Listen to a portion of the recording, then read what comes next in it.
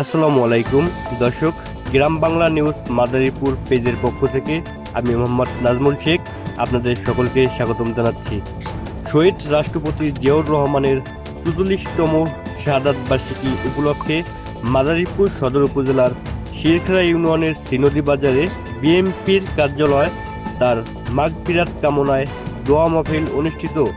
প্রধান অতিথি হিসেবে ছিলেন মাদারীপুর জেলার সদস্য সচিব জাহানদার আলী জাহান। এ সভায় আয়োজন করেন বাংলাদেশ জাতীয়তাবাদী দল বিএনপির শিরখারা ইউনিয়নের সভাপতি প্রার্থী মোহাম্মদ বাবলু শেখ। আজকে ৪৬ বছরের দলের সঙ্গে একজন সক্রিয়ভাবে সদস্য হিসেবে কাজ করে আসছে। ছাত্র জীবনে আপনার এই অঞ্চল আমার ধরেছে। আমার বিএনপিতে আসার পরে আমি সম্ভবত ৩বার আসছি। তার মধ্যে এই বাজারে বাথরুমের সাথে যখন নমিনেশন নিয়ে আসলাম তখন আসলে সন্ধ্যা রাত্রে এখন মিটিং করছিলাম, মনে আছে।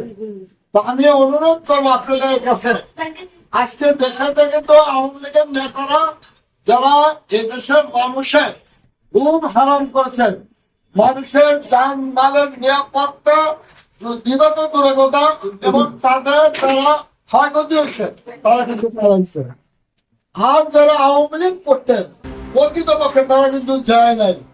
আমরা তাদের দেখতে চাই, তাদের মাঠে থাকুক, তারা কাজ করবে। আমরা একটা জিনিস পরিষ্কার বলবো যে যারা মানুষের ক্ষতি করছে তাদের এই দলের কোনো স্থান নাই। কোনো প্রকারে জানে আপনাদের দ্বারা কোনো অনুপ্রবেশকারী না ঢুকতে পারে। আমার প্রত্যেকটা ওয়ার্ড কমিটি আপনারা বলবেন পরিষ্কার অল্প হোক। আমার কমিটিতে আমার পরিষ্কার যারা বিএনপি যারা এই দুর্দিনে ছিলেন এবং ভবিষ্যতে থাকবেন তাদেরকে নিয়ে ওয়ার্ড কমিটি করবেন, আর ইউনিয়ন কমিটি তাদের নিয়ে করবেন। ভোট প্রচুর আছে, আজকে আওয়ামী লীগ নাই, সব বিএনপি। আর সব বিএনপি, আওয়ামী লীগ নাই। এই শৃঙ্খলায় আওয়ামী লীগ ছাড়া বিএনপি খুঁজে পাই নাই। আজকে শৃঙ্খলায় বিএনপি পরঘাটি, আওয়ামী লীগ খুঁজেও পাই না।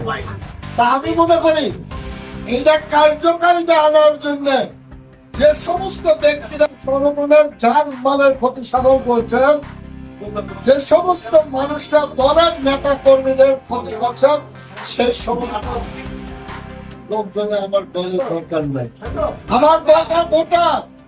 আমাদের নেতা তারেক রহমান স্পষ্ট ৩১ দফা দিয়েছেন, আপনার সেই দফাগুলো গ্রামের মানুষের দিবেন।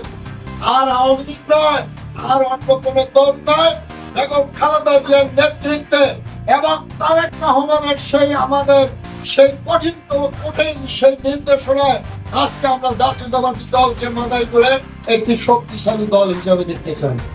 আমরা এই ঐতিহ্যবাহী আজকে শৃঙ্খলা ইউনিয়ন ঐতিহ্যবাহী এবং ঐতিহাসিক কারণে বহু ঘটনা হয়েছে আমি জানি, আপনারা জানেন, আপনারা প্রত্যক্ষ আমি দেখেছি, শুনেছি।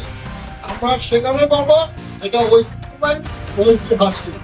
সেই শিরখারা ইউনিয়নবাসীকে বলবো, জাতীয়তাবাদী দলের পতাকা দলের যারা বিশ্বাসে, বেগম খালেদা জিয়ার আদর্শে যারা বিশ্বাসে, শহীদ রাষ্ট্রপতি জিয়াউর রহমানের আদর্শে যারা বিশ্বাসে এবং তারেক রহমানের নির্দেশনায় যারা দলের এই দুর্দিনে যারা করছেন ওই দলের হাল দেবেন, তারাই দলের আগামী দিনের বেগম খালেদা জিয়ার হাতিয়ার এবং তারেক রহমানের হাতিয়ার হবেন।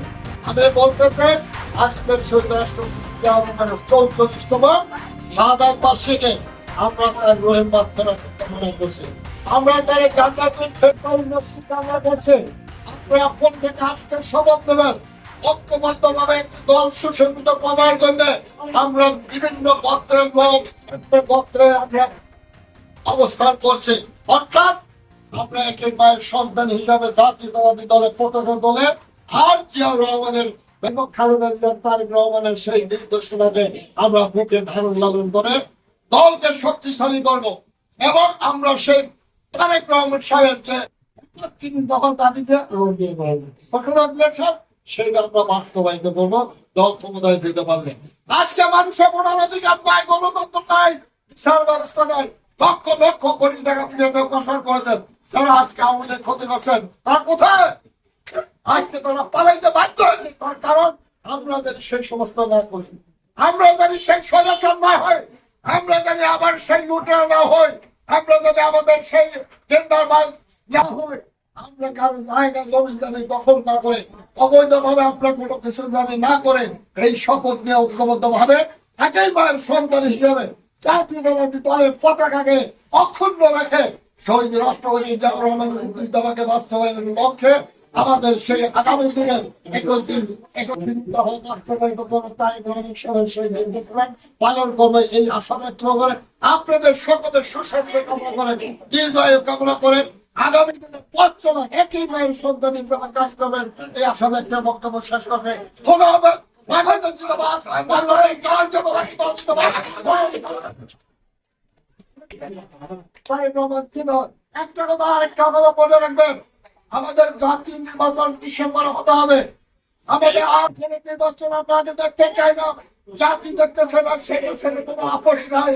তারাই আসো, তারাই কথা বলো, যেই নবেন সরকার আপনার ধানের শীষের জন্য কাজ করবেন এই আশা ব্যক্ত করে আবারও আমি আপনাদের পরিবারের প্রত্যেকের পরিবারে আমি একজন সদস্য হিসেবে 46 বছর ছিলাম, যতদিন বেঁচে থাকবো ততদিন থাকবো, এই অঙ্গীকার করে আমার বক্তব্য শেষ হয়। আল্লাহ হাফেজ।